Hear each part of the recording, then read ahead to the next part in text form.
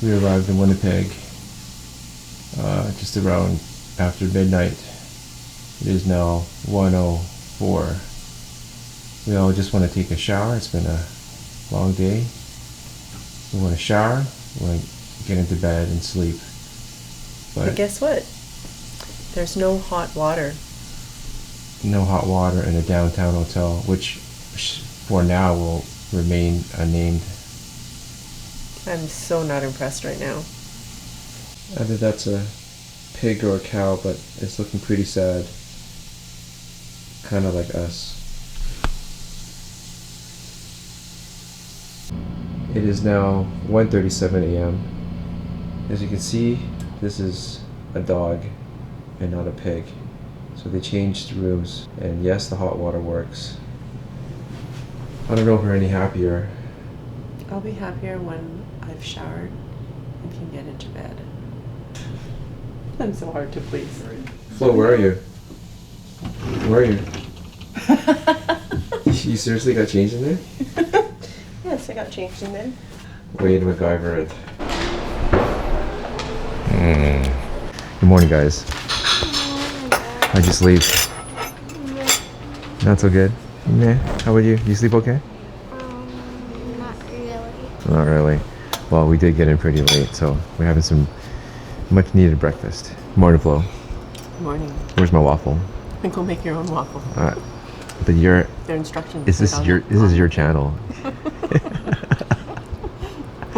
So today is a new day, a better day. I hope so. I have a headache. Well, we got stuff for that.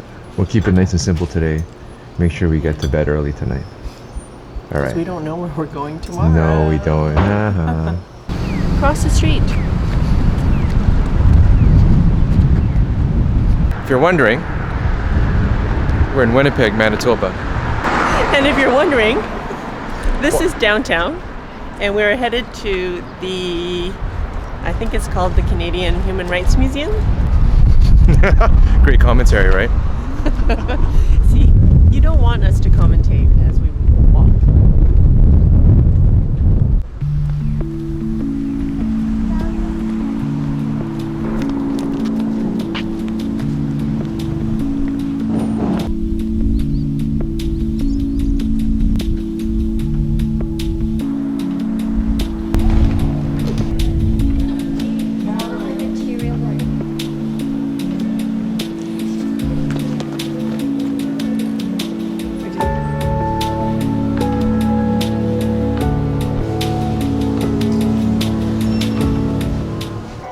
This museum contains hundreds of stories that present different perspectives on human rights. Here, we will encounter several inspiring people who answer the question, what do human rights mean to me?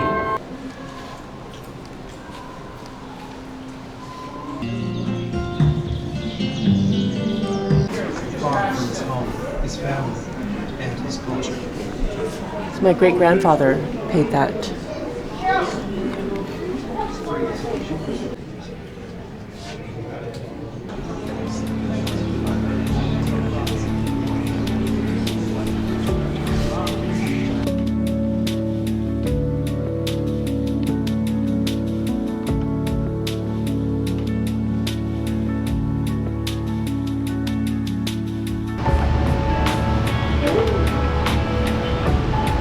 You know it's not an amusement ride,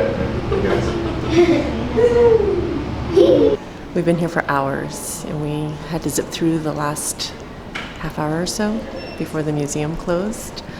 I'm not sure what I expected coming here. I don't know what I was expecting, but I think I was affected a lot more than I had anticipated. A couple of things that stood out was the Canadian head tax that was imposed on the Chinese immigrant. My great-grandfather paid that $500 head tax back in the 1920s when he came, and he had to come alone without the rest of his family because it was $500 per person. We still have a copy of that certificate with my uncle, and I think that's just amazing, the sacrifices that people make to immigrate to a new country. The other thing that affected me was what happened in China, that the government forced peasants to work the fields. And my dad escaped China for that very reason, and he came to Canada as well. And then I think lastly is just learning about women rights and the rights of children. I think it's just all very touching to me, impacted me a lot being here today, and learning more about what it means to have rights as a human being. We're all created equal. We should treat each other as such. Good morning. You don't say much. This is your vlog, okay? Just saying. Yeah, but I don't always know what to say. All right. I don't even know what day it is, but we're leaving Winnipeg today. And we are headed towards Toronto. We will definitely not make it to Toronto today, and we don't know where we're stopping today. So it will be an adventure. This is filmed from the future and back onto the vlog talking about Cadillac, Saskatchewan. So as we were leaving Val Marie and Grasslands National Park, we pulled past a small town that had a gas station, needed to fill up. And I was gonna drive by it, but Flo said, hey, don't you wanna get gas there?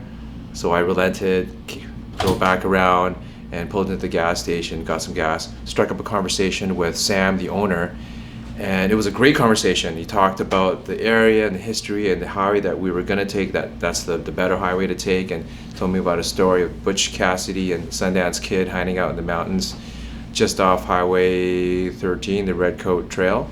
Those are the kind of stories that we were hoping to come across going across Canada, in the small towns, and those stories of people who have lived there, and that's just Canada.